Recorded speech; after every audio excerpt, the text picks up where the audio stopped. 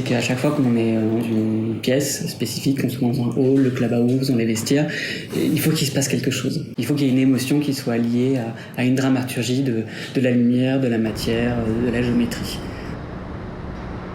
Aujourd'hui, le port s'est déplacé et donc tous ces quais sont désaffectés. Et l'arrivée de la salle de sport marque le renouveau de ces quais et le démarrage de la reconquête de la ville sur ces quais.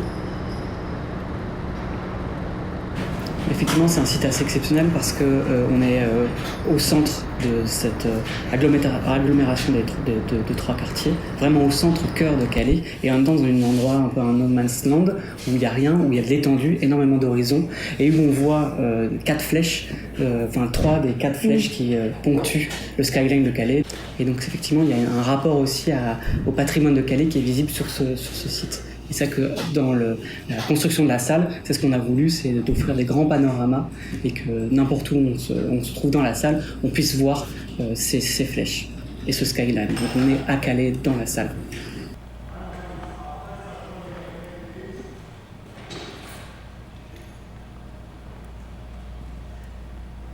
Notre rapport à la structure, c'est pas ni qu'on veut la montrer, ni qu'on veut la cacher. C'est pour nous un bâtiment qui est réussi. En tout cas, ce qu'on essaie de faire, c'est que c'est la structure qui fait le programme, qui accueille le programme. C'est presque plus un projet d'intérieur que de façade, parce que c'est vraiment cette structure qui vient s'offrir à la ville comme une infrastructure.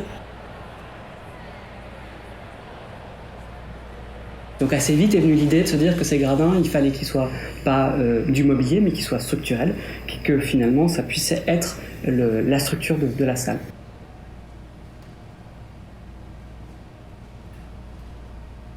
Aussi dans le traitement des matériaux, avec des matériaux bruts qui racontent vraiment une relation très, très forte à la matière. Et en fait, de faire ce travail de coquetterie nous permet de faire passer le béton d'une dimension de gros œuvre à une dimension de second œuvre. Et tout à coup, c'est une relation qui est extrêmement différente pour la personne qui est à côté, qui s'appuie, qui touche. Une relation à la matière qu'on n'a pas quand on est à côté du placo et d'une feuille de stratifié. Puisque la façade, ce ne sont que des plans de traits, il faut qu'on travaille finement de cette structure. Et donc en fait, il y avait vraiment la volonté que quelqu'un qui puisse voir le bâtiment, puisse voir le chemin des efforts, de la toiture jusqu'au sol.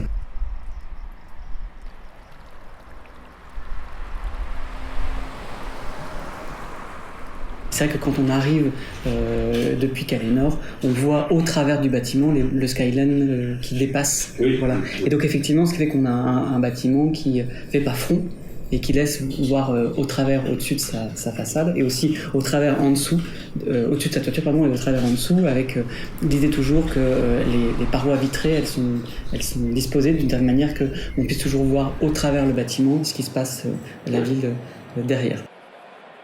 Et ce qui est génial aussi, c'est que quand on travaille sur des bâtiments comme ça, où la structure fait le bâtiment, parce qu'on fait aussi dans des immeubles de logement où on met des façades en briques porteuses.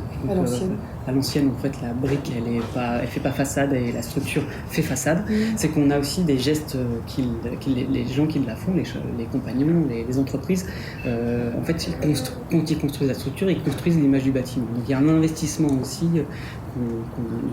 des compagnons des entreprises qui est incroyable. Et c'est vrai qu'un bâtiment comme Calais, on n'aurait pas pu le faire sans une prise en main des entreprises et un investissement qui a été bien au-delà de ce qu'on voit habituellement sur le chantier.